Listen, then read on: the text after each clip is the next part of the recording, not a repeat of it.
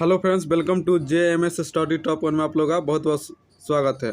आज हम लोग क्लास 10th का बायोलॉजी का चैप्टर 2 श्वसन पढ़ने वाले हैं। श्वसन में हम लोग क्या है, अति लघु उत्तरीय प्रश्न। क्या है, अति लघु उत्तरीय प्रश्न। तो पहला क्वेश्चन क्या है, ऑक्सीजन की अनुपस्थिति में ग्लूकोज का ऑक्सीकरण को क्या कहते हैं? तो अवायवीय। क्या कहते हैं? अवायवीय। अवायवीय क्या होता है? ऑक्सीजन की अनुपस्थिति में होता है। तो ये बोले ऑक्सीजन की अनुपस्थिति में ग्लूकोज का ना ऑक्सीकरण क्या कहते हैं? तो अवायवीय श्वसन क्या कहलाएगा? अवायवीय। ऑक्सीजन की उपस्थिति में उसे क्या कहते हैं? वायवीय कहते हैं। दूसरा, ऑक्सीजन की उपस्थिति में ग्लूकोज के ऑक्सीकरण को क्या कहते हैं? तो वायवीय श्वसन। क्या कहते हैं? वायवीय। मतलब ऑक्सीजन की अनुपस्थिति में तो अवायवीय, ऑक्सीजन की उपस्थिति में ग्लूकोज का जो ऑक्सीकरण होता है किसको? तो वायवीय श्वसन। क्या कहलाते हैं? वायवीय श्वसन। तो ऑक्सीजन की उपस्थिति में ग्लूकोज के ऑक्सीकरण को क्या कहते हैं? तो वायवीय श्वसन। क्या कहते हैं? वायवीय श्वसन।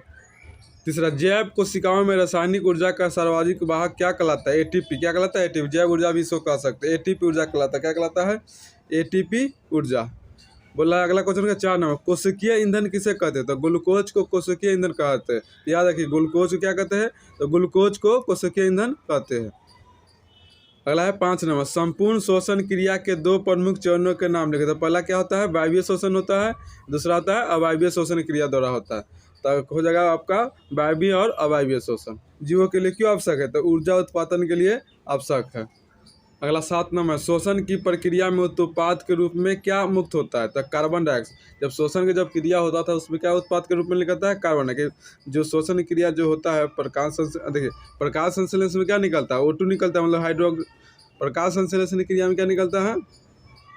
ऑक्सीजन निकलता है, O2। लेकिन श्वसन की प्रक्रिया में उत्पाद के रूप में क्या मुक्त होता है? तब कार्बन है। जब श्वसन क्रिया ऐसे हम लोग श्वसन करते हैं तो श्वसन के बाद हम लोग छोड़ते हो क्या होता है? Carbon dioxide. जो छोड़ते हैं उसी को कहते हैं उपोत्पाद के रूप में। तो उपोत्पाद के रूप में क्या निकलता है? Carbon dioxide. श्वसन की प्रक्रिया में उपोत्पाद के रूप में क्या मुक्त होता है? तो कार्बन डाइऑक्साइड, CO2। अगला क्वेश्चन 8 ना, श्वसन के 2 चरणों के किस आधार पर बांटा गया है? तो श्वसन के 2 चरणों किस आधार पर? तो वायवीय श्वसन और अवायवीय श्वसन। वायवीय श्वसन और अवायवीय श्वसन। श्वसन के 2 चरण होते हैं। पहला होता है वायवीय और अवायवीय श्वसन। 9 नंबर है, अवायवीय श्वसन किसे कहते हैं? तो अवायवीय श्वसन ऑक्सीजन की अनुपस्थिति में होता है। अवायवीय श्वसन वैसे श्वसन कहते हैं जो ऑक्सीजन की अनुपस्थिति में होता है उसे क्या कहते हैं? अवायवीय। ऑक्सीजन की उपस्थिति में उसे क्या कहते हैं? वायवीय श्वसन कहते हैं। अगला क्या है 10 नंबर, वायवीय श्वसन की क्रिया किस स्थिति में आरंभ होती है? तो वायवीय श्वसन की क्रिया ऑक्सीजन की उपस्थिति क्या हो जाएगा आपका? यहाँ पर उपस्थित हो जाएगा, उपस्थिति में आरंभ होती है। तो वायवीय श्वसन की जो क्रिया होती है ना किसकी उपस्थिति? तो ऑक्सीजन की उपस्थिति में आरंभ होती है। अगला है, पाइरुवेट का पूर्ण ऑक्सीकरण किस चरण में होता है? तो पाइरुवेट का पूर्ण ऑक्सीकरण वायवीय श्वसन के चरण में होता है। जो क्या होता है? वायवीय श्वसन में होता है, ऑक्सीजन की उपस्थिति में। तो ये लिखा ऑक्सीजन की उपस्थिति में, और यह चरण वायवीय श्वसन कहलाती है। जो पाइरुवेट का पूर्ण ऑक्सीकरण किस ऑक्सीजन की उपस्थिति में होता है, और यह चरण क्या कहलाता है? वायवीय श्वसन कहलाता है। पौधे में गैसों का आदान किन अंगों द्वारा होता है? तो पौधों में गैसों का आदान प्रदान रंध्रों, वातरंध्रों एवं अंतरकोशिकीय अंगों से होता है। और भी होता है, तना द्वारा भी हो सकता है। इस द्वारा क्या होता है? पौधों में गैसों का आदान प्रदान होता है। बोला पौधे में गैसों का विनिमय किस क्रिया द्वारा होता है? पौधों में गैसों का विनिमय किसके? विसरण द्वारा। किसके द्वारा होता है? विसरण क्रिया, मतलब विसरण द्वारा होता है। किसके द्वारा? विसरण द्वारा होता है।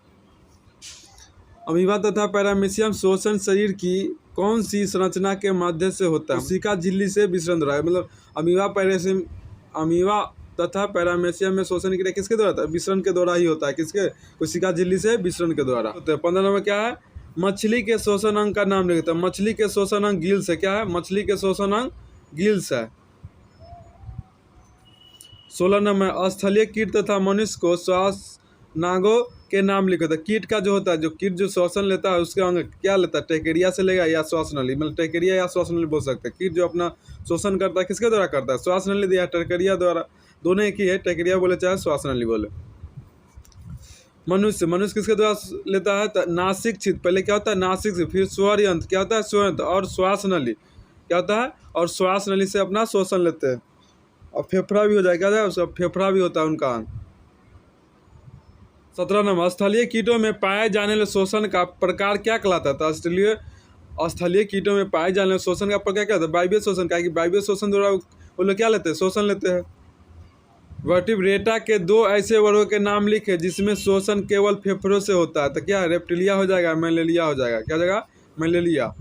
19 नंबर, मनुष्य के श्वसन क्रिया में प्रयुक्त संपूर्ण अंगों के नाम लिखे। जो मनुष्य का श्वसन जो होता है ना, जो श्वसन की क्रिया होता है उस पूरे नाम को हम लिखे, संपूर्ण अंगों के नाम लिखना है। तो पहले देखिए मनुष्य का श्वसन के पहले मनुष्य में नासिक छिद्र, स्वर यंत्र, श्वास नली तथा फेफड़े मिलकर श्वसन अंग कहलाते हैं। जो मनुष्य का श्वसन अंग है ना, क्या होता है, पहला तो नासिक छिद्र हो जाएगा, उसके बाद स्वर यंत्र होता है, उसके बाद श्वास नली होता है तथा फेफड़ा, लास्ट कहाँ तक जाता है, फेफड़ा। फेफड़ा मिलकर श्वसन अंग कहलाते हैं। फेफड़े द्वारा श्वसन किन दो क्रियाओं से पूर्ण होता है। तो फेफड़े द्वारा श्वसन किन दो क्रियाओं से पूर्ण होता है, प्रश्वास और उच्छ्वास। किसके द्वारा होता है, प्रश्वास और उच्छ्वास। तो पहला हो जाएगा प्रश्वास, दूसरा हो जाएगा उच्छ्वास।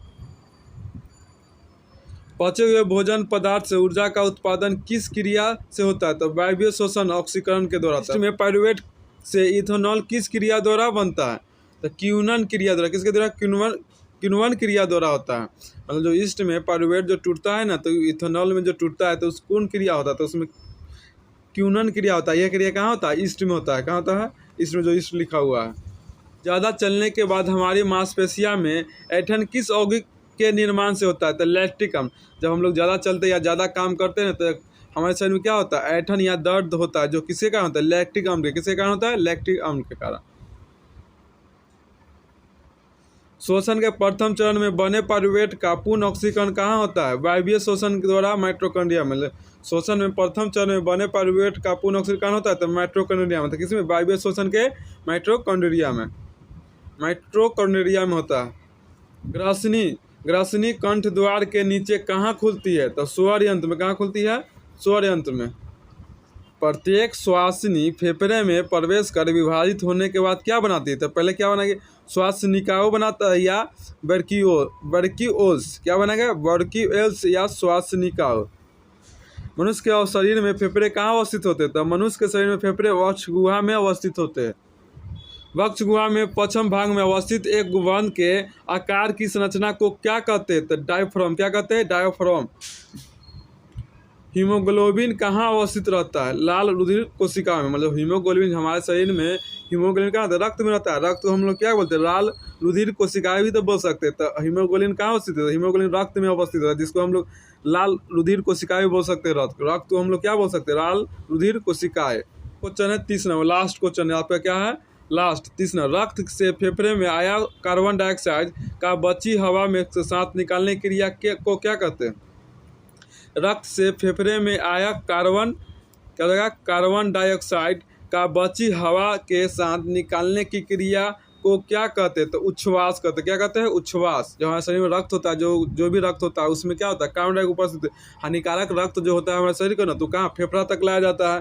फेफड़ा तक जो लाने की क्रिया होता है उसमें कार्बन डाइऑक्साइड, तो फेफड़ा पर लाने का वहाँ क्या फिल्टर करता है। फेफड़ा क्या करता है, अशुद्ध रक्त तो शुद्ध कर देता है, वहाँ से कार्बन डाइऑक्साइड क्या करता है, बाहर निकाल देता है। नासिक से क्या करता है, बाहर निकाला। इस क्रिया को हम लोग उच्छ्वास करते हैं। क्या कहते हैं, उच्छ्वास। तो चलिए आज हम लोग का अति लघुत्तरीय खत्म हो गया। अगला वीडियो में क्या पढ़ेंगे, लघुत्तरीय के बारे में जानेंगे। तो वीडियो अच्छा लगे तो लाइक करें और शेयर करें और सब्सक्राइब जरूर करें।